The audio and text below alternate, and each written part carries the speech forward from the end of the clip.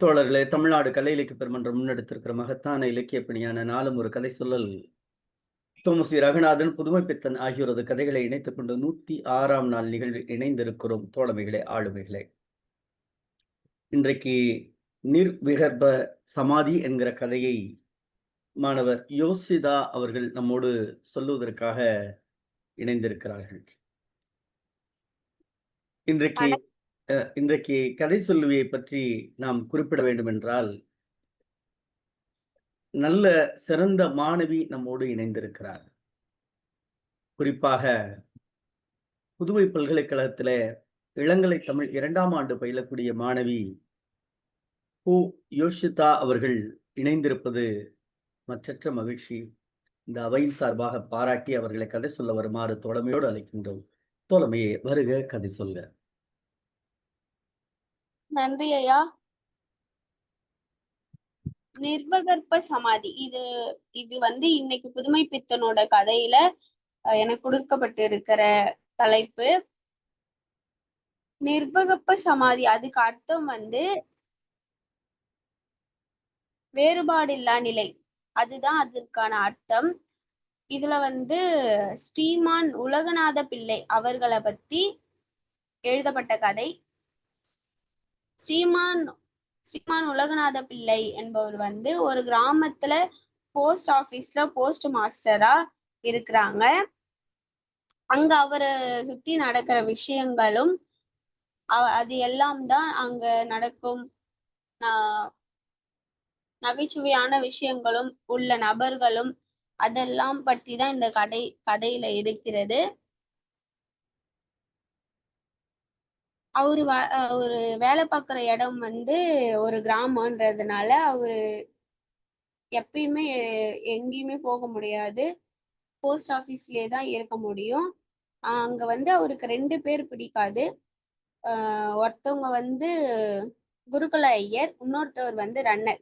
அந்த குருகுல ஐயர் அப்படின்றவர் யாருன்னா, ஒரு வேலை பார்க்குற போஸ்ட் ஆஃபீஸ்ல வந்து எப்பயுமே மற்றவங்களுக்கு வர கடிதத்தை வந்து படிக்க சொல்லி கேட்கிறவர் வந்து குருகுல ஐயர். அவருக்கு பிடிக்காது, அவருக்கு தெரியும் அது தவறு என்று, அதனால அவருக்கு சுத்தமா பிடிக்காது. மற்றவங்களோட தனிப்பட்ட விஷயங்களை படிக்கிறதோ அது எதுவுமே அவருக்கு பிடிக்காததுனால குருகுல ஐயரை அவருக்கு சுத்தமா பிடிக்காது. அது போன்று குருகுல ஐயருக்கும் உலகநாத பிள்ளைய பிடிக்காது. அது ஏன்னா இவங்க பாரம்பரியம் வந்து சைவம். ஆனா அவங்க அதை விட்டுட்டு அத்வைதத்துக்குள்ள புகுந்துட்டாங்க. அதனால இவருக்கு பிடிக்காம இல்ல, அவர்கிட்ட காசு இல்ல, அவர் ஏழைன்றதுனால குருகுல ஐயருக்கு வந்து உலகநாத பிள்ளைய பிடிக்காது.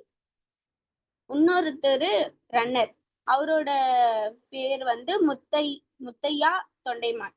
இவரை ஏன் பிடிக்காதுன்னா, அந்த அந்த யாருமே, அது கிராமன்றதுனால நகரம் போன்று அடிக்கடி கடிதம் வராது, எதுவும் வராததுனால அவரு சும்மாதான் இருப்பாரு. மாதத்துக்கு 29 நாளும் அந்த 2 மணிக்கு மேல வந்து அவரால் எங்கேயுமே போட முடியாது, அங்கேயேதான் உட்காந்துட்டு இருக்க முடியும். அப்படி இருக்கும் போது அந்த ரன்னர் அவங்க வெளியிருந்து வருகிற கடிதத்தை எடுத்துட்டு வந்து இங்க கொடுக்கறது, இங்க இருந்து வர்றது எடுத்துட்டு போறது அவங்களோட வேலை. அப்படி இருக்கும் போது அதிகம் இந்த கிராமன்றதுனால வராது, கடிதம் அவ்வளோ வராது. வெறும் அந்த காலி பை தான் வரும். அப்படி அந்த காலி பையிலையும் வர 1-2 சீல் பண்ணி கொடுக்கறது, அந்த காலி பையை திருப்பி திருப்பி அனுப்புறதுதான் இவர் வேலையா வச்சுட்டு இருக்காரு. அதனால இவங்க இருவரும் வந்தாங்கனாலே அவருக்கு பிடிக்காது. இப்படியே போயிட்டு இருக்கும் போது இதுல வந்து இன்னும் சில பாத்திரங்கள் வராங்க. வேலாயுத தேவர் அவர்கள்லாம் வராங்க. வேலாயுத தேவர்ன்றவங்க வந்து இந்த மாதிரி ஊர் மக்களுக்கு வந்து இந்த கேலண்டர் வருஷம் முடியும் போது இப்பொழுது போல அப்பொழுதுலாம் அடிக்கடிக்கும் முடியும் போது கேலண்டர் வர்றதெல்லாம் கிடையாது. அப்ப வந்து ஒரு ஆபீஸ்க்கு வந்து மெயில் போட்டு வாங்குறதுதான். அப்படி எல்லாரும் போடும்போது யாருக்கும் அவ்வளவு எழுத படிக்க தெரியாததுனால உலகநாத பிள்ளை தான் வந்து அதை எல்லாத்தையும் எழுதி கொடுப்பாரு. அப்ப அதுல குறிப்பிடுவாரு அவரு. இது வந்து எனக்கு இல்ல. இது இந்த பாஷை உங்களுக்கு தெரியாததுனால, இவர்களுக்காக நாங்க எழுதுறோம்ன்னு சொல்லிட்டு, அவங்க முகவரிய போட்டு அவரு அனுப்புவாரு. அப்படின்னும் ஊர் மக்கள் யாருக்குமே வராது. ஒருத்தவருக்கு மட்டும் வரும். வேலாயுத தேவர் அப்படின்றவர் வந்து அவருக்கு மட்டும் வரும். அதனால ஊர் மக்கள்லாம் வந்து அவர் மேல பொறாம அவர் ரொம்ப ராசியானவரு அப்படின்னு நினைச்சு ஏதாவது ஒரு விசேஷமா இருந்தாலும் எதா இருந்தாலும் அவரை கூப்பிட்டு முன்னிட்டு பண்ணுவாங்க. அந்த மாதிரிலாம் இருக்கும். அப்ப வந்து இவரு வந்து இந்த குருகுல ஐயருக்கு வந்து இந்த இதுலாம் தந்திலாம் படிக்கிறது வந்து பத்திரிக்கை வாசிக்கிறவங்க மாதிரி இருக்குமா. அத வந்து ஒரு இதுவோட ஒப்பிடுறாங்க. காந்திஜி பட்டினி கிடக்கிறார் என்றால் ஊரே அல்லோகப்படும். பத்திரிக்கையும் மகாலிங்க ஐயர் ஹோட்டல் இட்லி மாதிரி விற்பனையாகும் அப்படி சொல்லிட்டு சொல்றாங்க. அந்த பத்திரிக்கை நிறுவனத்தையும் இங்க ஒருத்தர் இட்லி கடை வச்சிருக்காரு மகாலிங்க ஐயர். அவரோட இட்லி மாதிரி விற்பனை சீக்கிரமா விற்பனை ஆயிடும். ஆனா காந்திஜிக்காக யாரும் இங்க பட்டினி இருக்க போறது இல்ல. அது ஒரு நாளோட அது விட்டுருவாங்க அப்படின்ற மாதிரி ஒரு சமூக இதுவையும் கம்பேர் பண்ணி சொல்லுவாரு. இதுல இப்படியே நிறைய போயிட்டு இருப்பாங்க. இதுல வந்து இன்னொரு கதாபாத்திரம் வந்து சுப்பையா அப்படி சொல்லிட்டு அவரு வந்து காசு வேண்டி அடிக்கடிக்கு தண்டி போடுவாரு. அவரு வந்து ஒரு குருகுல ஐயர் வந்து அவரு வந்து கேலி பண்ணுவாரு. உன்னை பத்தி தெரியாதா, நீ போடுறியே வரான்றார்ன்ற மாதிரி சொல்லுவாரு. அத வந்து ஒரு வரியாக குறிப்பிடுவார். இப்படி இருக்கும்போது இன்னொருத்தவங்க ஒரு குடும்பத்துல ஒரு பணக்காரரோட மனைவி அவங்க வந்து அவங்க ஒரு பேரனுக்கு வந்து கடிதம் போடுவாங்க. வெளிநாட்டில் இருக்கும் அவங்களோட பேரனுக்கு அவங்க போடுறது வந்து ஒரு மாசத்துக்கானத ஒரு 3/4 பக்கத்துல போடுற மாதிரி அவர்கிட்ட சொல்லி அந்த கம்பராமாயண கதை பாட்டு போல நீட்டமாக சொல்வதாக அதுல குறிப்பிடுவார்.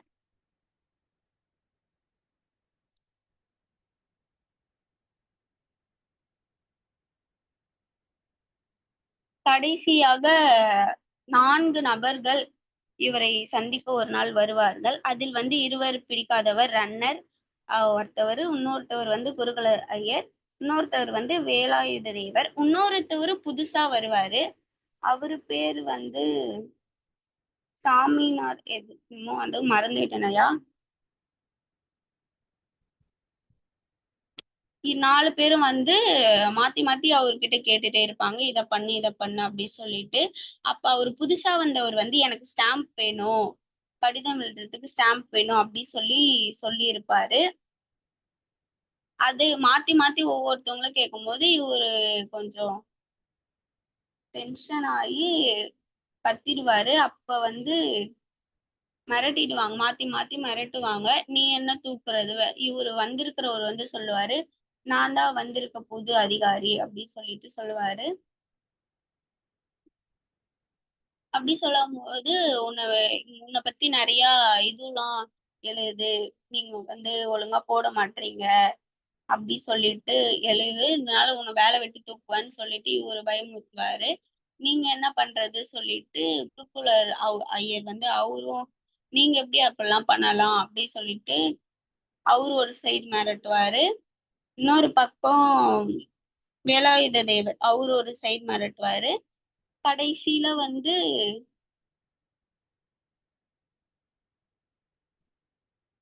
அந்த புதுசா வந்தவர் வந்து நான் உன்னை வேலையை விட்டு தூக்கிடுறேன் அப்படி சொல்லுவாங்க. எப்படி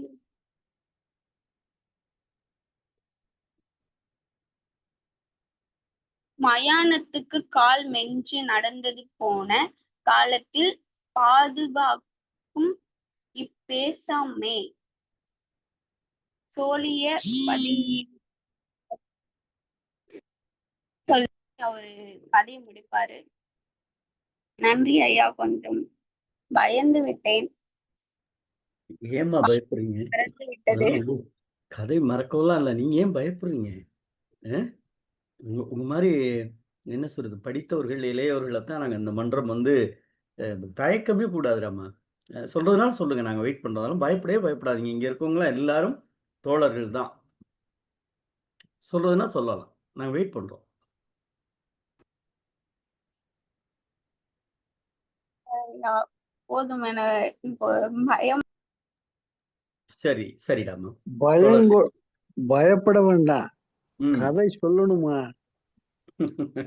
சொல்லணும்னு நினைச்சா சொல்ல வேண்டியதானே. அது ம். என்ன இருக்க? ம். சொல்லுங்க, நான் கேட்கும்.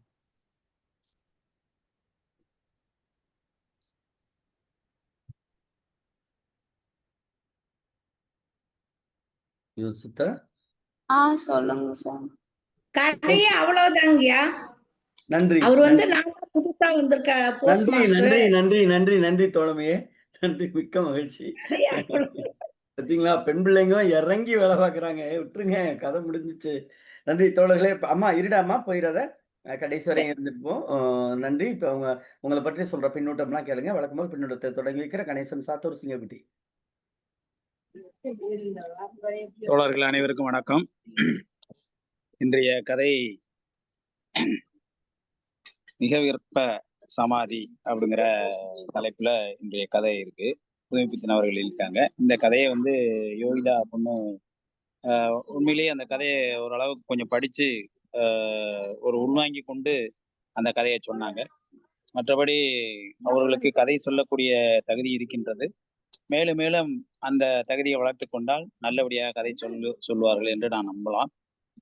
மற்றபடி இந்த கதை வந்து என்ன அப்படின்னு சொன்னா, அந்த காலத்துல தபால் துறை, தபால் ஆபீஸ், அதாவது கிராமங்கள்ல வந்து எப்படி நடைபெற்றது அப்படிங்கிறத வந்து காட்டுற மாதிரி இதை கொண்டு போறாங்க. இதுல வந்து இந்த கதாபாத்திரம்னு சொன்னோம்னா உலகநாத பிள்ளை, அவர் தான் வந்து சப் போஸ்ட் மாஸ்டர், அதாவது அந்த கிராமத்துல இருக்க போஸ்ட் மாஸ்டர்.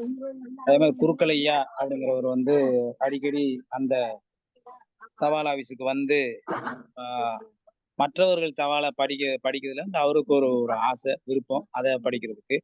அவருக்கு வந்து படிக்கும்போது பாத்தீங்கன்னா என்னமோ அந்த தபால் அடுத்தவர்கள் தபாலை படிக்கிறதுல வந்து அந்த விஷயங்களை கேட்டு வந்து படிக்கிறது வந்து ஏதோ பேப்பரை வந்து படிக்கிற மாதிரி ஒரு விருப்பத்துல படிப்பாரு அந்த குருக்கலையா.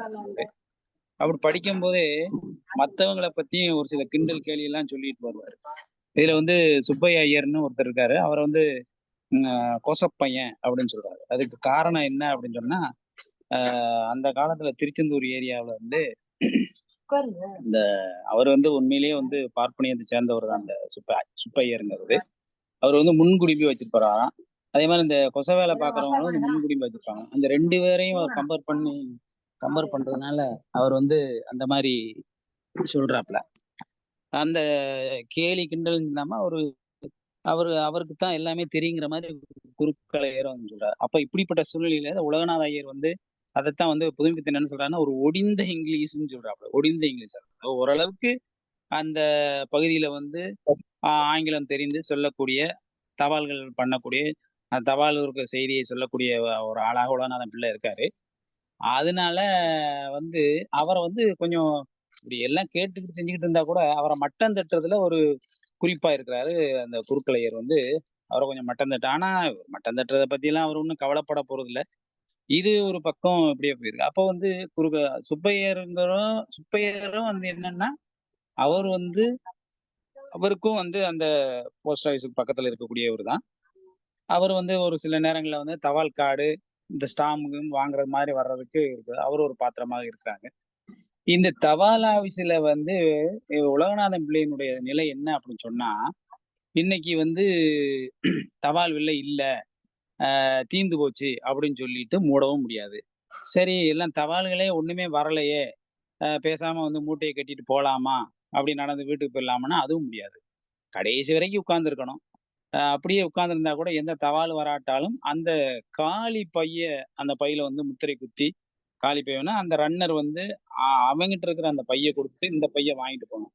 அப்ப இந்த பைய வாங்கிட்டு போகும்போது அதை புதுமைப்பித்தன் வந்து ஏன் அப்படி சொல்றாருன்னு எனக்கு கொஞ்சம் புரியல. அதாவது தபால் பைய வந்து ஒரு இடத்துக்கு மாத்தினோம்னா இந்த இந்த பைய எடுத்துட்டு அந்த பைய கொண்டு போறாங்க. அப்ப வந்து எதுவுமே தபால் இல்லாட்டா அந்த பையத்தான் வாங்கிட்டு போகணும்னு அதுல எதுவும் ஒரு முத்திரை எதுவும் போட்டிருப்பாங்களா என்னன்னு தெரியல. அது ஒரு வழிபாடுமா அது ஒரு வழிமுறை அப்படின்னு சொல்ற மாதிரி இதை கொண்டு போறாங்க. இதுல ஒரு வேலாயுத தேவர் பாட்டியம் ஒருத்தர் இருக்காங்க. அவங்க வந்து பேரனுக்கு வந்து கொழும்புக்குள்ள கடிதம் எழுதும்போது காலனாவுக்கு அந்த காடை வாங்கிட்டு மகாபாரதத்துல இருக்கிற அந்த காண்டங்கள் ராமாயணம் மகாபாரதத்துல இருக்கிற காண்டங்கள்ல எத்தனை அர்த்தங்கள் இருக்கோ அத்தனை பக்கங்களையும் இருக்கிற மாதிரி வர்றிஞ்சு தள்ளி பேரனுக்கு கடிதம் எழுதுவாங்க. அப்போ அந்த கடிதாசி போடுறவங்க அதை வாசிக்கிறவங்க அவங்க எப்படிப்பட்டவங்களாம் இருப்பாங்க அப்படின்னு சொல்ற மாதிரி ஓடிக்கிட்டு இருக்கு. இதுல கடைசியில வந்து அந்த ரன்னர் வந்து முத்தையாங்கிறவரும் வர்றான். அவன் வரும்போதே ஐயா நிஜமா தவறுலாம் இருக்கா என்னன்னு கேட்டுட்டு ஐயா வந்து புதுசா வந்து ஒருத்தர் வந்து நிஜமா வந்து புது ஆபீசர் வந்து வேலையில வந்து ஒப்புக்கொண்டிருக்காங்களாம். ஒரு வேளை வந்து நமது தபால் அலுவலகத்துக்கு வந்து அவங்க வந்து செக்கிங் வர்ற மாதிரி இருக்கு அப்படின்னு சொல்லிட்டு இருக்கும்போது ஆனா இவர் சொல்லிக்கிட்டு இருக்கிறாரு. அதுக்கு முன்னாடியே அந்த ஆபீசர் வந்து வந்திருக்கிறாரு. அவர் வந்து இப்ப வந்து திடீர்னு வந்து பண்ணுவாங்களா அந்த மாதிரி வந்திருக்கிறாரு. அப்ப இதை வந்து ஒரு தனிப்பட்ட ஆள் யாரோ வந்திருக்காரு சாம்பாங்க வந்திருக்கிறாரு அப்படின்னு நினைச்சிட்டு குறுக்களையும் சரி சுப்பையரும் சரி அதே மாதிரி வேலாயத்தவரும் சரி எல்லாமே செஞ்சு அவர் யாரையோரன்ட்டு சொல்லிட்டு இது பண்றாங்க. அப்படி பண்ணும்போது இவர் வந்து ஒரு சில கேள்விகள் கேட்கிறார். அந்த புதுசா வந்து நிக்கிற அந்த ஆபீசர் வந்து உலகநாத பிள்ளைகிட்ட வந்து கேள்வி கேட்கிறாரு. நீங்க எல்லாமே தபால்களை பூரா வாய்ச்சி காட்ட உண்டாம்ல அப்படி அப்படின்னு சொல்றாரு. அப்ப வந்து அவரு சொன்னா கூட அதை வந்து மறுப்பு தெரிவிக்கும் இருந்தா கூட ஏன்னா படிச்சு காட்டுற பழக்கம் இருக்கத்தானே செய்யுது. அப்ப இதெல்லாம் நீங்க எதுக்கு கேக்குறீங்க அப்படின்னு சொல்லி பண்றாப்ல. இதெல்லாம் நீங்க எதுக்கு கேக்குறீங்க உங்களுக்கு என்ன அப்படிங்க. அப்ப அப்படி இல்லையா அப்ப நீங்க இப்படிதான் பண்ணுவீங்களா செய்வீங்களான்னு சொல்லி அவர் கொஞ்சம் அரட்டுறாப்ல.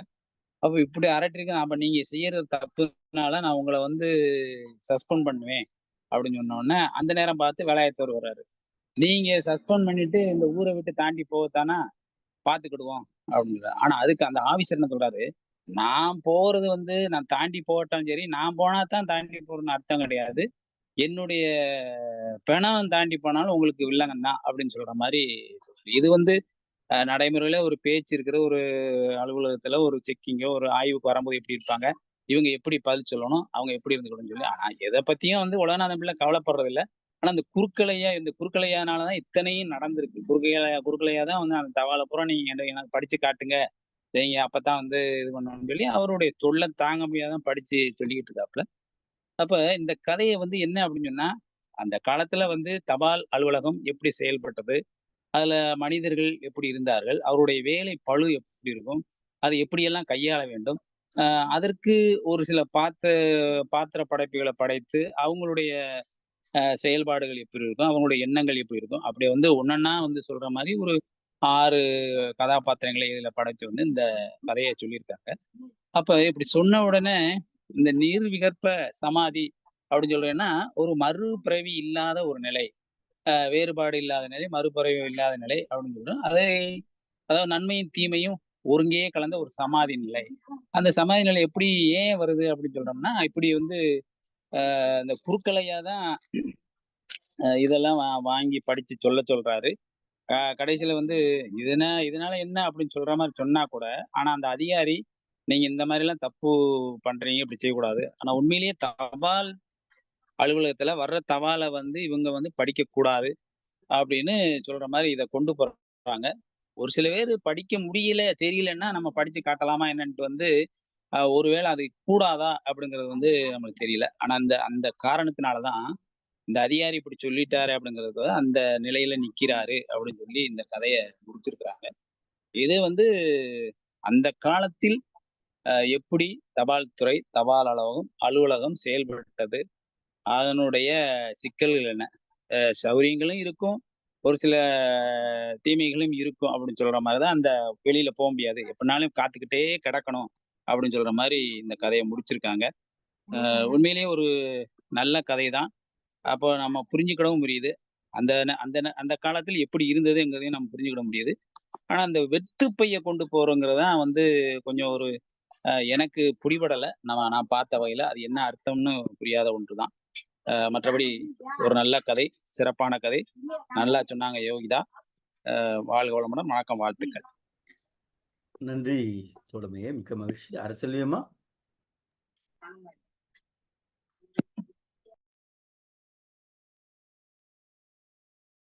அரசல்வியம்மா. ஆரம்பிச்சது சரியா ஆரம்பிச்சு சரியான இடத்துல முடிச்சாங்க. சுருங்க சொன்னாங்க, அவ்வளவுதான். பயமா இருந்துச்சுன்னுலாம் சொன்னாங்க. ஆனா பயந்த மாதிரிலாம் அவங்க கதை சொன்ன மாதிரி தெரியல. இயல்பா கதை சொன்னாங்க. உண்மை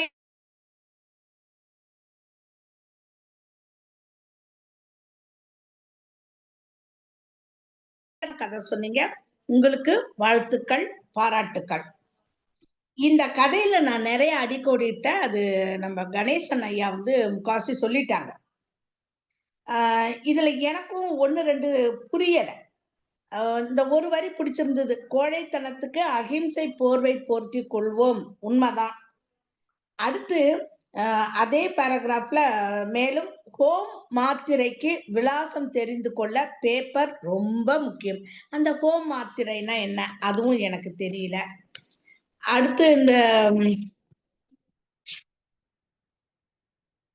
இந்த பொதுவாவே இந்த பண்ணையார்ன்றவங்களாகட்டும், ஜமீனா இருக்கட்டும், அவங்களுக்குள்ளேயும் அந்த கௌரவம்னு ஒண்ணு ஒட்டிட்டு இருக்கும்.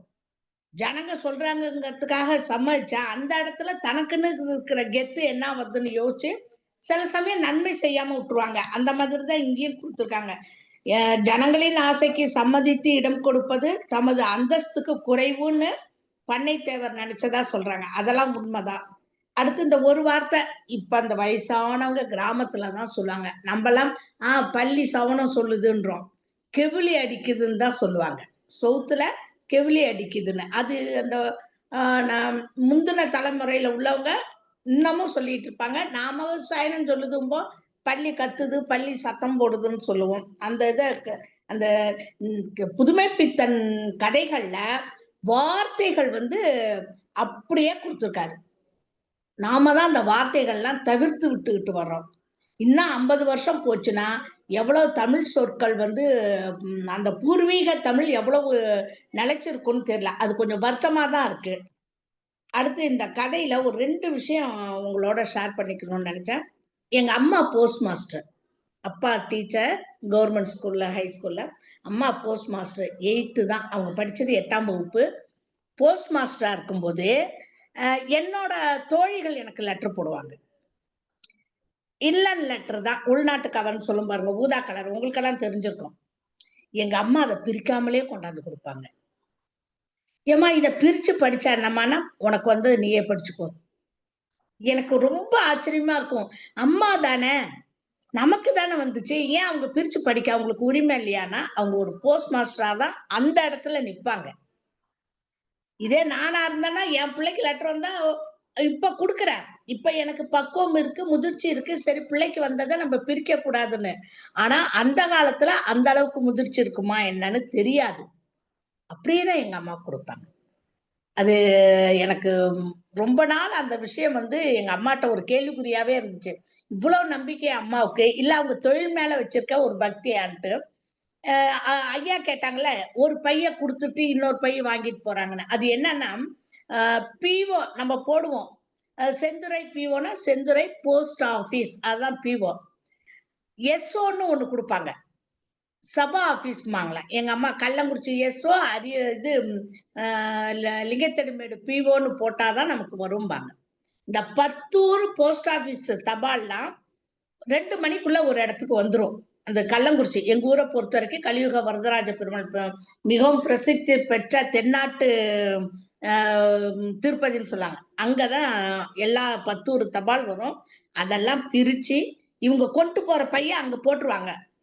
போட்டுட்டு வேறொரு பையில இந்த 10 ஊர் தபாலையும் பிரிச்சு அடுக்கி அதை அரியலூருக்கு எடுத்துட்டு போவாங்க. மறுநாள் போறப்ப அரியலூர்ல இருந்து வர்ற பைய பிரிச்சு அதுல என்னென்ன தபால் இருக்கோ அதை எடுத்து இவங்க பையில போட்டு எடுத்துட்டு வருவாங்க. பைய மாத்திக்க மாட்டாங்க. இந்த சபா ஆபீஸ்ல கொடுப்பாங்க, அவ்வளவுதான். ஒவ்வொரு ஆபீஸ்க்குன்னு ஒரு பை இருக்கு. அது மழையில எவ்வளவு மழை பெஞ்சாலும் நனையாது அந்த பை. அது இன்னொரு விஷயம். பொங்கல் நம்ம இழந்து விட்ட நிறைய நல்ல விஷயங்கள்ல பொங்கல் வாழ்த்து. எங்க அம்மா பொங்கல் வாழ்த்து அப்ப மட்டும் பார்த்தா அவ்வளோ வாழ்த்து வரும். அழகழகான வாழ்த்தா இருக்கு. எம்மா அம்மா ஒண்ணே ஒண்ணு, யாரும் கிட்ட வரக்கூடாது, ஓடி போயிடுங்க. எப்பயாவது எங்களை அழைச்சிட்டு போவாங்க போஸ்ட் ஆபீஸ்க்கு. அது ஊர்ல இல்ல, போஸ்ட் ஆபீஸ் லிங்கத்தடிமேடுன்ற ஒரு இடத்துல இருக்கு. அங்க ஒரு ஆசிரமம், அங்க வந்து அநாத குழந்தைகளுக்கான பள்ளிக்கூடம் இருக்கறனால அங்க போஸ்ட் ஆபீஸ் வச்சுட்டாங்க. ஊர்ல இருந்து 2 கிலோமீட்டருக்கு மேல இருக்கும். என்னைக்காவது எங்களை அழைச்சிட்டு போவாங்க. அந்த பொங்கல் டயத்துல போனா அவ்வளோ பொங்கல் வாழ்த்து காற்றுல வரும். வகை வகையா ஜிகினா ஒட்டி வெட்டி அவ்வளவு அருமையா இருக்கும். ஒன்ன கூட சொல்லணும்மா, இதெல்லாம் உங்களுக்கு தெரியும். நான் அப்ப 5வது 6வது படிப்பேன். தெரியாம போது அனுப்புனாங்கன்னா, யாரும் தொடக்கூடாது, உனக்கு வேணும்னா உங்க அப்பாட்ட கேட்டு வாங்கிக்கோ அப்படிம்பாரு. எங்க அப்பா எல்லாம் 10 காசு தர மாட்டாரு. நாங்கெல்லாம் இந்த 5 காசு கார்டை வாங்கிதான் எங்க ஃப்ரெண்ட்ஸுங்களுக்கு அனுப்புவோம். அந்த பொங்கல் வாழ்த்தால எதுவுமே கை வைக்க கூடாதுன்னுவாங்க. அவ்வளவு ஒரு நேர்மையான ஒரு போஸ்ட் மாஸ்டரா இருந்து அம்மா ரிட்டையர் ஆனாங்க. இந்த கதையை அந்த பாப்பா சொல்லும் போது என் கண் முன்னாடி எங்க அம்மாவோட இந்த மாதிரியான செயல்பாடுகள் தான் வந்தது. என் தாயாரை நினைவுபடுத்திய இந்த கதைக்கும் கதை ஆசிரியருக்கும் இன்றைய கதை சொல்லிக்கும் எனது மனமார்ந்த நன்றியை தெரிவித்து வாய்ப்புக்கு நன்றி கூறுகிறேன். நன்றி, வணக்கம். நன்றி தோழமையா. டேங்கப்பா, ஒரு நீண்ட நெடிய என்ன சொல்றது, மீள் உருவாக்கம் மாதிரி ஒரு நினைவூட்டல். மகிழ்ச்சி. நவநீத கிருஷ்ணன் தோழர். அனைவருக்கும் வணக்கம். இந்த கதையை பொறுத்தளவில் இந்த கணேஷ் சாரும் அலட்சியமா பெரும்பாலும் அந்த கதையில் முழுமையாக சொல்லிட்டாங்க. ஒரு சில விஷயம் மட்டும் நம்ம சொல்லிட்டு போவோம். அதே மாதிரி இந்த தபால் பை வருதுன்ட்டு கணேஷ் சார் சொன்னார், அரைச்சலையும் சொன்னாங்க. அந்த சபாவிஷங்கிறது ஒரு பெண்கோடு, சபாவிஷ் தான் பெண்கோடுன்னு இருக்கும், பிரான்ச் ஆஃபீஸு கிடையாது. அந்த சபாவிஷ் பின்கோடு தான் போட்டுக்குருவாங்க சபாவிஷிலேருந்து. அதனால் அந்த பிரான்ச் ஆஃபீஸ்லேருந்து ஒவ்வொரு பிரான்ச் 14 பிரான்ச்லேருந்து ஒரு சப் ஆஃபீஸுக்கு போகும். அந்த சப் ஆஃபீஸில் வந்து இந்த தபால் பூரா பிரித்து அவங்க மொத்தமாக ஹெட் ஆஃபீஸுக்கு அனுப்பிடுவாங்க. அங்கேருந்து எங்கே போகும்போது போகும். அந்த வகையில் அந்த சப் ஆஃபீஸ்லேருந்து இந்த உள்ள என்ன இருக்குன்னு தெரியாது. அந்த சம்மந்தப்பட்ட பிரான்ச் ஆஃபீஸுக்கு தபால் இருந்தால் வரும், தபால் இல்லைன்னா வெறும்படி அனுப்பிச்சிடுவாங்க. அது ஒரு கடமை. அது இப்போ வந்து பஸ்ஸில் வந்துடுது, சில இடங்கள் வந்து. முந்தி வந்து வெள்ளக்காரங்காலத்தில் பஸ் இல்லாததுல ரன்னர்னு சொல்லி ஒருத்தர் வந்து வருவார். ஒரு 4-5 ஊருக்கு அவர் கொண்டாந்து கொடுத்துட்டு பழையபடி வாங்கி கொண்டு போய் கூடி அந்த செவ்வாய்ச்சில் கொடுக்குற பழக்கம் உண்டு. அந்த ரன்னருங்கிறவர் நானே பார்த்துருக்கேன். வந்து அவர்கிட்ட வந்து ஒரு வேல்கம்பு, கத்தி, அதில் ஒரு சலங்கு வழியாக இருக்கும். அவர் ஒரு சலங்கையை வச்சுட்டு வருவார், காட்டு வழியாக கூட வருவார். அந்த மாதிரிலாம் நான் பார்த்துருக்கேன். எங்கள் ஊரில் பார்த்துருக்கலாம். இந்த திருமங்கலம் பக்கம் செங்கப்படங்கூரில் வரும்போது அந்த புதுப்பேட்டிலேருந்து வருவார், பார்த்துருக்கேன். அவருக்கு அதெல்லாம் ஒரு சட்டம் உண்டு. அந்த மாதிரி அவங்க என்ன வேணா செய்யலாம். அந்த மாதிரிலாம் ஒரு ரன்னருக்கு உண்டு. ஒரு 4-5 போஸ்ட் ஆஃபீஸுக்கு அவர் வந்து ஒவ்வொன்று கொடுத்துட்டு பழையபடி வாங்கிட்டு போயிடுவார். தபால் வந்தால் அதில் வரும், இல்லைன்னா இல்லை வெறும்பையாக இருக்கும். அதனால் அந்த முத நாள் வந்த பையை வாங்கி வச்சுட்டு மறுநாள் வந்து முத நாள் வந்த பையை அனுப்புவாங்க. கணேஷ் சார் சொன்ன சொல்கிறேன். அவன் வந்து அங்கேருந்து வந்த பையை வந்து முத நாள் வந்திருக்கும்ல, அந்த பையன் மறுநாள் அனுப்புவாங்க. இன்னைக்கு வந்த பையன் மறுநாள் அனுப்புவாங்க. அந்த மாதிரி அவங்க அந்த ஒரு காலகட்டம். இந்த கதையை பொறுத்தளவில் அந்த என்ன பொதுமைப்பத்தின்னு சொல்ல வர்றாருன்னா, இப்போ கதை வெளிநாட்டிலேருந்து தபால் வருது, அதை படித்து காட்டுறது சொல்கிறது தப்பே கிடையாது. இந்த குருக்கள் என்ன செய்கிறாருன்னா, இங்கேருந்து அந்த சுப்பையர்னு போட்ட கடிதத்தை போகிற கடிதத்தை புறம் படிச்சிட்டார். இதில் கதையோட மெயினான அம்சமே அதுதான். இவர் வந்து அந்த சுப்பையர் வந்து ஒரு ரூபா கேட்டு ஒருத்தனுக்கு கடிதம் போட்டு அதை புறம் படித்து இவர் உலகநாதில் சொல்லி உலகநாதில் ஒரு அப்புறனே தெரியார் போஸ்ட் மாஸ்டர். அதனால் இந்த போகிற கதையை படித்து போட்டு திரும்பி அந்த அவனுக்கு சுப்பையனுக்கு ரூபா வந்துருச்சா வரலையான்னு கேட்குறாரு. இதில் தான் பிரச்சனையாகி இந்த மாதிரி எல்லார் கதையும் தபாலையும் போடுற தபாலையும் படிக்கிறதுனால இவருக்கு வந்து இந்த மாதிரி ஒரு எதிர்ப்பாகி யாரோ பொட்டிஷன் போட்டு தான் இந்த விசாரணைக்கு வந்திருக்காங்க. விசாரிக்க வந்த போஸ்ட் மாஸ்டரையும் அதே மாதிரி ஒரு ஸ்டாம்பு இல்லைங்க, ஸ்டாம்பு இல்லைன்னா அந்த மாதிரி முதல்ல தபால் கொடுத்து வாங்கி வச்சுருக்கணும். போஸ்ட் ஆஃபீஸ் பொறுத்தவரையில் யாருக்கும் ஸ்டாம்பு இல்லைன்னு சொல்லக்கூடாது. டயத்துக்கு கரெக்டாக அந்த தபாலுக்கு எடுக்கணும். தபால் எதுவுமே டெலிவரி பண்ணணுங்கிற மாதிரி சில சட்ட ரூல்ஸ் எல்லாம் இருக்குது. அந்த இதை மீறி இவர் வந்து அந்த இங்கேருந்து போகிற தபாலையை படிக்கிறத வச்சு அந்த பிரச்சனை வருது. அதை வச்சு தான் அந்த பெரிய ஒரு புது ஆஃபீஸர் வராரு. புது ஆஃபீஸர் வந்து கேட்கும்போது இவங்க வந்து கொஞ்சம் அவருக்கு மரியாதை கொடுக்காத அளவுக்கு அந்த வேலாயுதம் வச்சு பேச விட்டுறாங்க. அவர் பேசணுன்னு அவர் அந்த மாதிரி வார்த்தை விட்டோன்னா இந்த ஒரு வேலாயுதம் கேரக்டரையும் காட்டுறாங்க. அந்த ஒரு குருக்கள் ஒரு பக்கம் இருந்தான்னா வேலாயுதம் ஒரு பக்கம், அதே மாதிரி இவர் சுப்பையர் ஒரு பக்கம், இந்த உலகநாதல் ஒரு பக்கம். இந்த 4, 5 கேரக்டர வச்சு முக்கியமா இந்த ஒரு ஒரு ஆதிக்கம் தான் கிராமத்தில. இது ஒரு ஆதிக்கம். பல்வேறு வகையான ஆதிக்கத்தில இந்த ஒரு ஆதிக்கம் வச்சு இந்த ஒரு கதைய அருமையான கதைய பண்ணியிருக்காங்க. அந்த கதைய சொன்ன மாணவிக்கு வாழ்த்துக்கள். நன்றி, வணக்கம். நன்றி தோழமையே, மிக்க மகிழ்ச்சி. பணித்துளி பாலசுப்ரமணியன் ஐயா. அனைவருக்கும் வணக்கம். மாணவி யோசிதா அவர்கள் சின்ன சின்ன தடங்கள் இருந்தாலும் கூட சிறப்பாக தான் சொன்னாங்க, நல்லா தான் சொன்னாங்க. கடைசியில் கொஞ்சம் தடுமாறிட்டாங்க. அதுவும் கடைசி ஒரு 3 வரி இருக்கும்போது தான் அதுதான் கொஞ்சம் திணறினாங்க. மற்றபடி நல்லாவே சொன்னாங்க. அவர்களுக்கு என்னுடைய வாழ்த்துக்கள். இந்த கதை ரொம்ப அற்புதமான கதை தான். என்ன அப்படின்னா, இதில் ஆரம்பத்திலேயே இந்த உலகநாதன் பிள்ளை அத்வைதம் சார்ந்தவர் அப்படிங்கிற மாதிரி வருது. இந்த அத்வைதம் அப்படின்னா என்ன அப்படின்னா, பரமாத்மா ஜீவாத்மா இரண்டும் ஒன்று அப்படின்னு சொல்றதா அத்வைதம். துவைதம்னு ஒன்று உண்டு. அந்த துவைதம்ங்கிறது இரண்டும் வெவ்வேறு, பரமாத்மா வேறு ஜீவாத்மா வேறு அப்படிங்கிற மாதிரி உண்டு. இதுல அத்வைதம் அப்படிங்கிறது இரண்டும் ஒன்று அப்படின்னு சொல்லும்போதே இங்க மறைமுகமா என்ன சொல்ல வர்றாருன்னா, இந்த கடிதத்தை அந்த குறுக்கலையா படிக்கிறாரு. இவரும் அதுக்கு உடன்படுறாரு. யாரு? உலகநாதன் பிள்ளையும். அப்போ மற்றவருடைய அந்தரங்கமும் தனக்கு சொந்தமானது அப்படிங்கிற அதுவே தவறானது. ஆனா அந்த தவறான போக்கு இந்த குருக்களையாட்ட இருக்கக்கூடாது. ஏன்னா குருக்கள்னு சொல்லும்போதே அவரு ஏதோ ஒரு கோயில்ல பூசாரியா தான் இருந்திருப்பாரு. இருக்கக்கூடியவரை தான் நம்ம குருக்கள்னு சொல்றோம். ஆனா அவருக்கு இந்த அடுத்த வீட்டு அந்தப்புறத்தை எட்டி பார்க்கக்கூடிய அநாகரிகமான ஒரு செயல் இந்த அடுத்தவருடைய கடிதத்தை. அது சந்தர்ப்ப சூழ்நிலை, சில பேர் படிப்பறிவு இல்லாதவர்கள் வந்து எழுத சொல்லலாம். ஆனா அந்த அந்தரங்கத்தை வந்து வெளிய சொல்லவே கூடாது. ஆனா குருக்களுக்கு அந்த நாகரீகம் தெரியல. இந்த குருக்கள் ஐயா அப்படின்னு வேற சொல்றாங்க. அவருக்கு அந்த நாகரீகம் தெரியல. அதனால பலவிதமான சிக்கல்கள் பின்னாடி வருது. அங்க புதுசா தாலுகா போஸ்ட் மாஸ்டர் வராரு. அவரு சில கேள்வியெல்லாம் கேட்கிறாரு. கடைசியா அந்த சுப்பையர் என்ன பண்றாரு, கடைசியா முத்தாய்ப்பா கடைசியா சொல்லும்போது, எவனையா வேலை மெனக்கெட்டு வேற ஒருத்தன் கடுதாசியா படிப்பான். இந்த குருக்களையாவோட வே வேலை இதெல்லாம். அப்படிங்கிற மாரி குருக்களையா மேல பழி போடக்கூடிய அந்த நிலையும் பார்க்குறோம். அப்ப இதுல என்ன அப்படின்னா, மற்றவருடைய அ அம் ஒரு ஒரு விதமான அந்தரங்கத்தை நாம் தெரிந்து கொண்டாலும், அதை மற்றவர்களுக்கு சொல்லக்கூடாது. இப்போ பாதிரியார் வந்து ஆ இல்லையா ஏதோ பாவ மன்னிப்பு குடுக்கும்போது, அதுதான் அவங்க கடைபிடிக்க வேண்டியது என்ன அப்படின்னா, பாவ மன்னிப்பு குடுக்கவங்க எந்த பாவத்தையும் செய்து வந்து சொல்லுவாங்க. பாதிரியார் அத வெளியில சொல்லவே கூடாது. தன் மனசுக்குள்ளேயே தான் பூட்டி வைக்கணும்.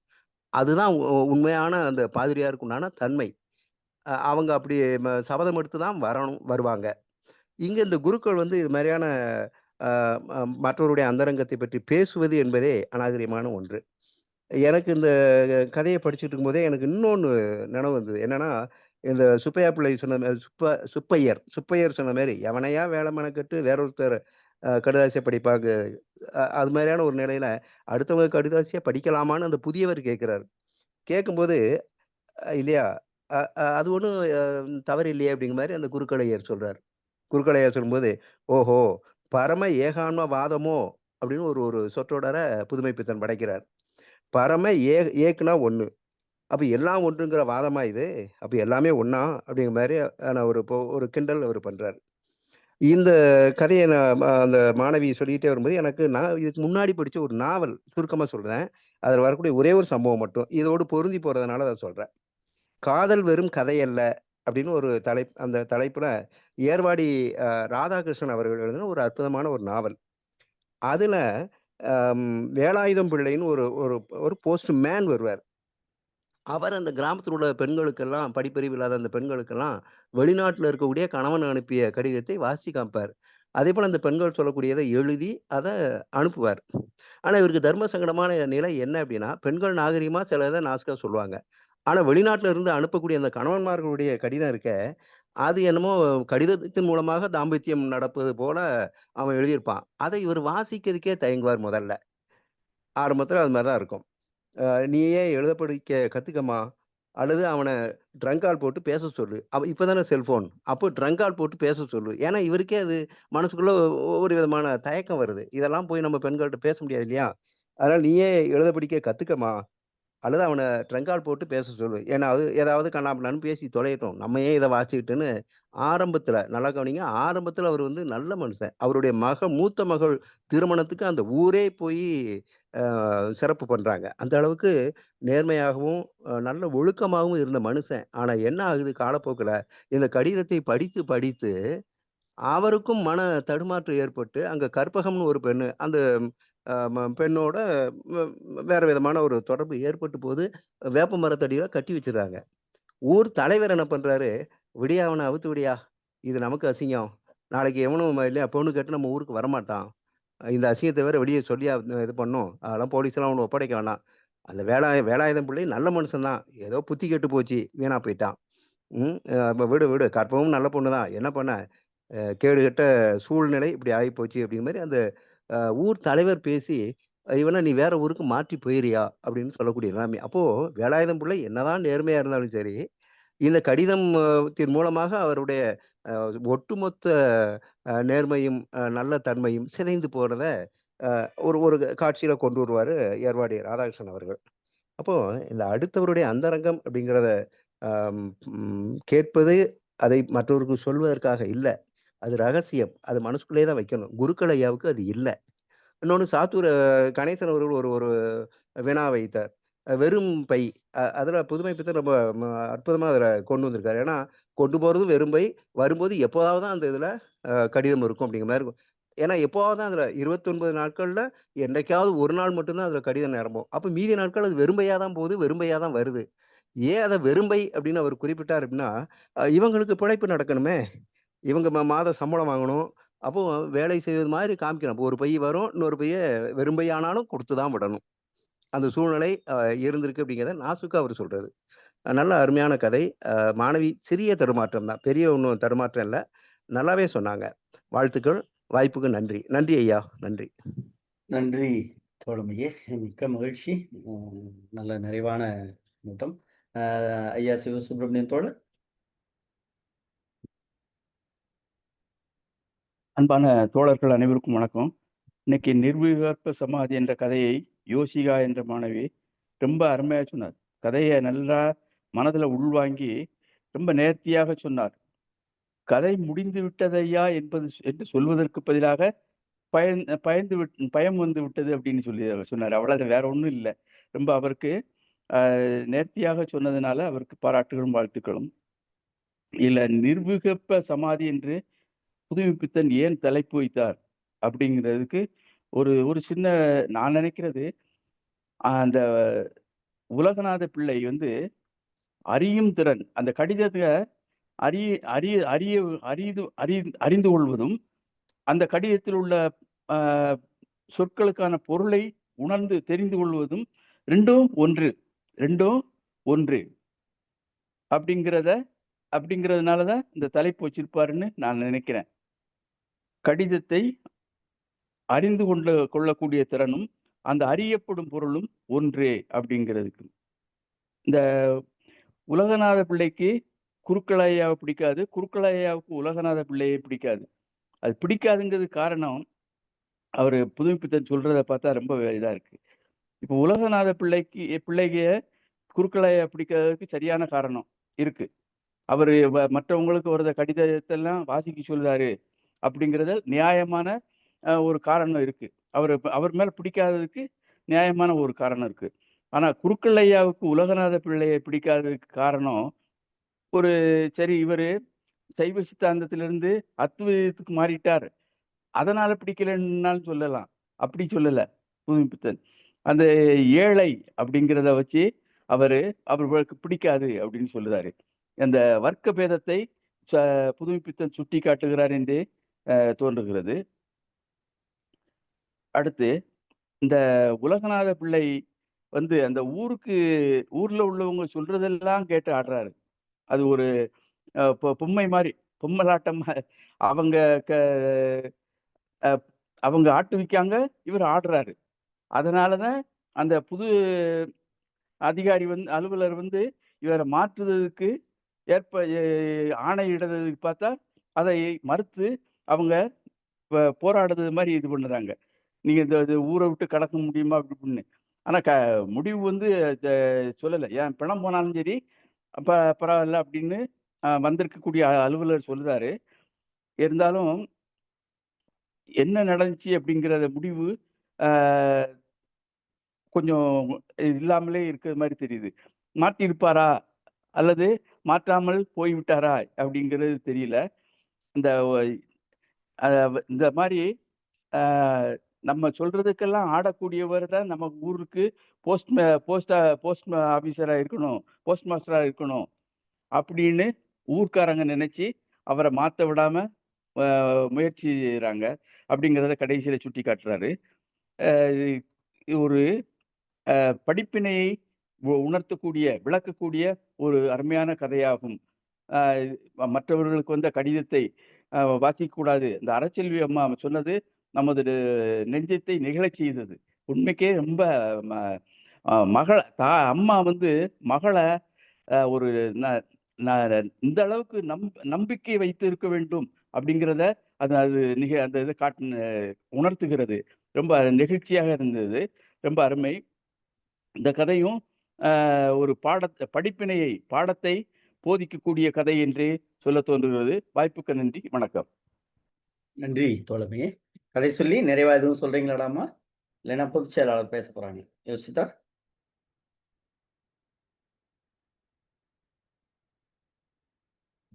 நிறைவாக நம்முடைய தமிழ்நாடு கலை இலக்கிய பெருமன்ற பொதுச் செயலாளர் தோழமை மிக்க மருத்துவர் தா. ராமையா அவர்கள்.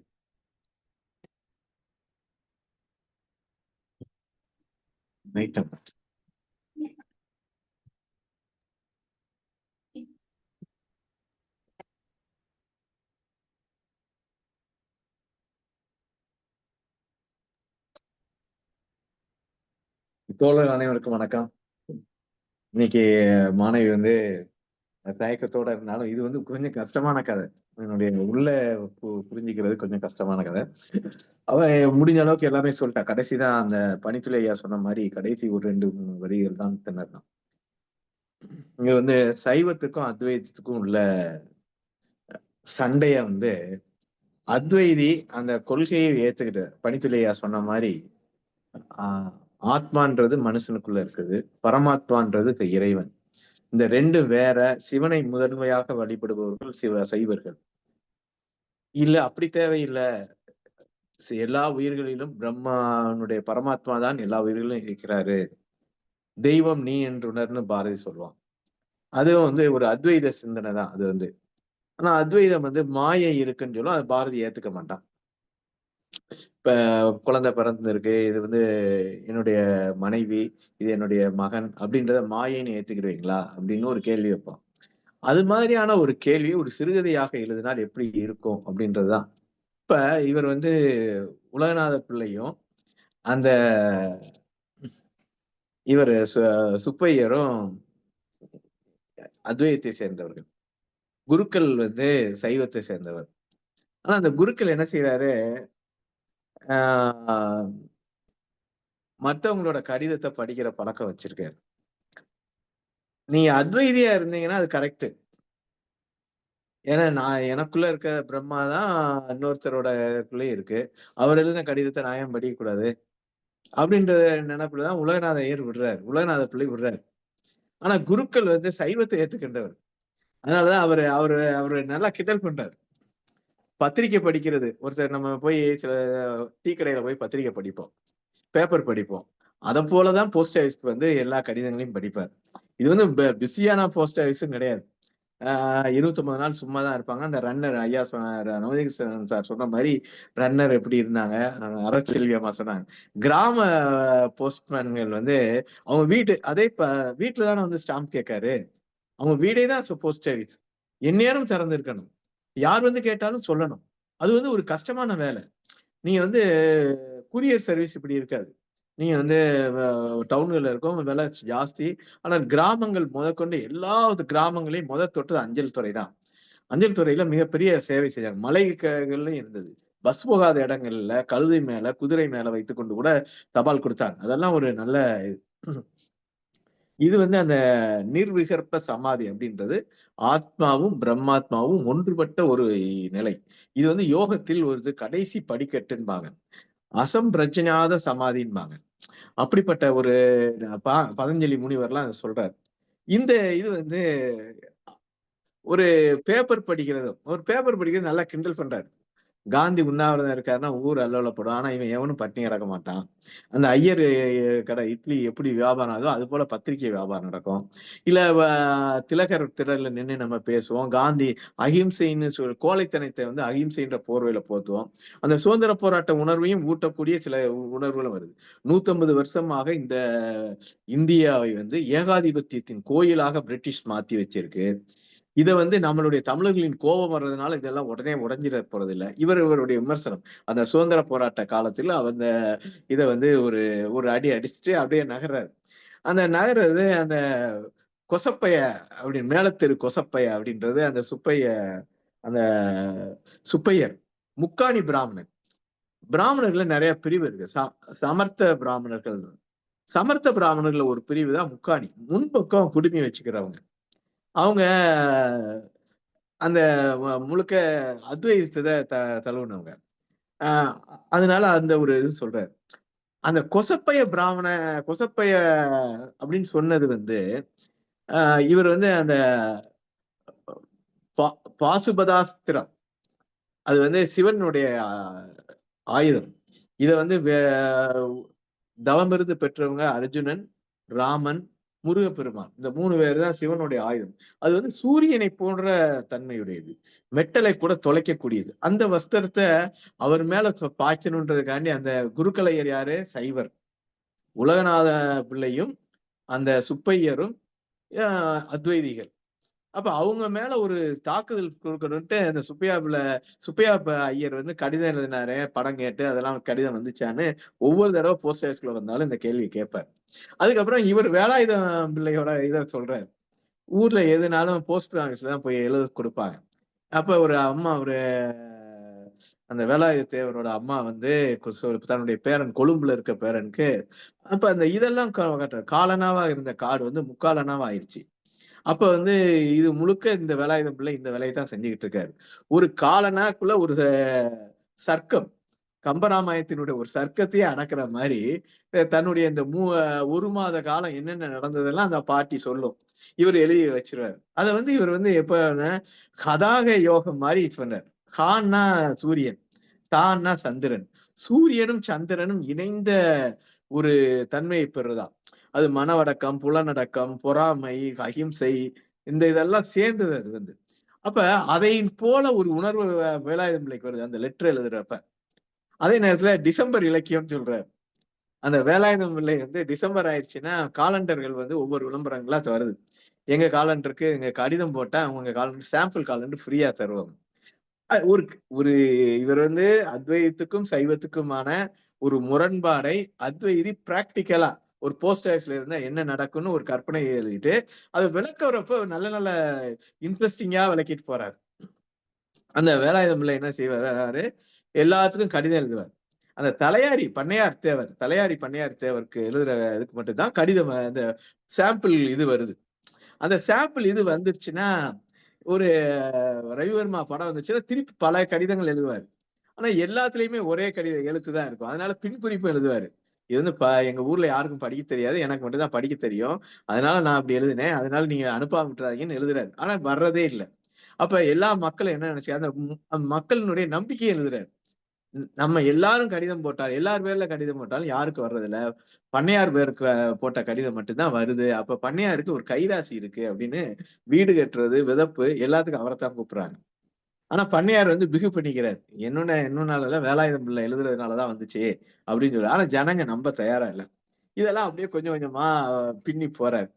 கடைசியா வர்றாரு. என்ன இருந்தது, ஒரு ரன்னர் வர்றப்ப சொல்றாரு, 4 பேர் இவங்க வீட்டுக்கு வந்துட்டாங்க. ஒருத்தர் புதியவர், மத்த 3 பேரும் பழையவர்.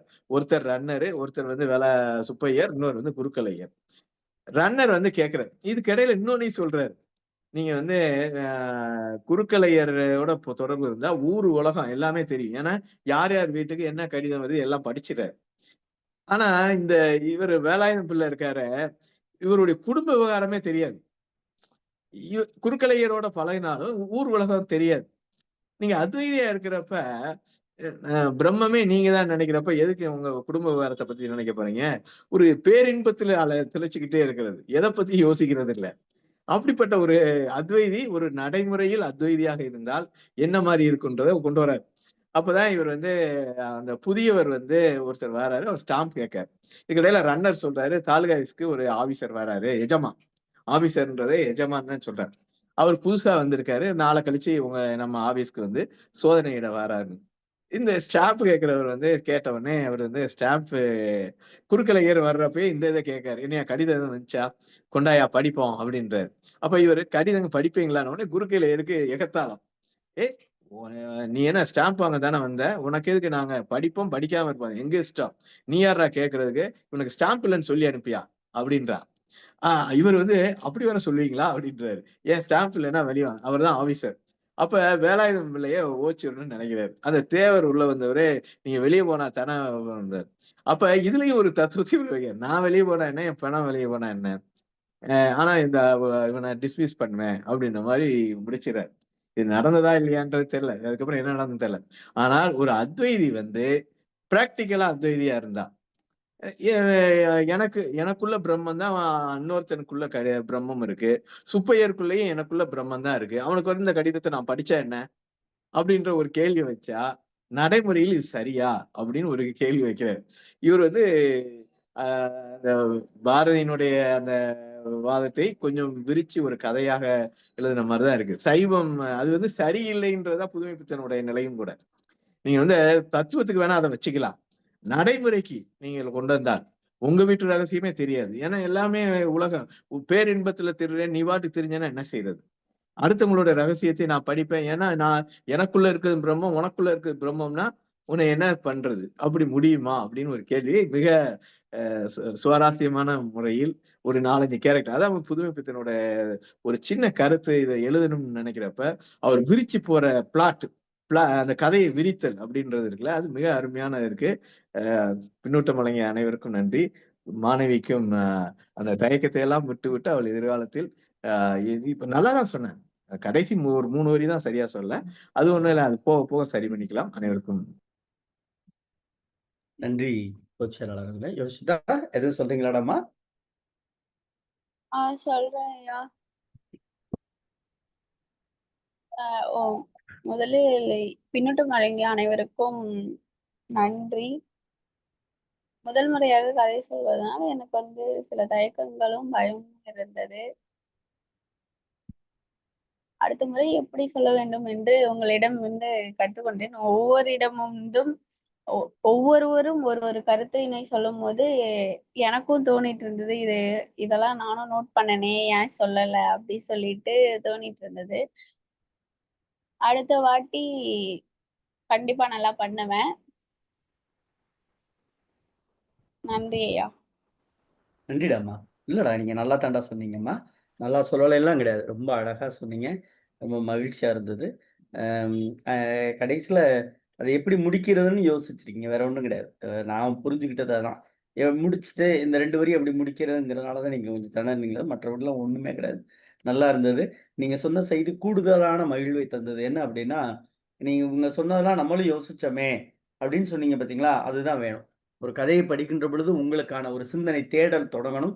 அதை இதை தொடக்கி வைத்திருப்பதில் தமிழ்நாடு கலை இலக்கிய பெருமன்றம் மகிழ்ச்சி அடைகிறது. இன்றைய தினம் கதை சொன்னிய உங்களுக்கும், பின்னூட்டம் சொன்ன ஆளுமைகளுக்கும் தமிழ்நாடு கலை இலக்கிய பெருமன்றத்தின் சார்பாக நெஞ்சுரைந்த வாழ்த்துக்களையும் பாராட்டுகளையும் சொல்லி, தோழர்களே, நாளை தினம் இரவு 8 மணிக்கு தமிழ்நாடு கலை இலக்கிய பெருமன்றத்தினுடைய நாளும் ஒரு கதை சொல்லல் என்கிற களத்தில் தோழர் ஜீவா அவர்களின் சிந்தனை களத்தோடு பயணிப்போம். நன்றியும் வாழ்த்துக்களும்.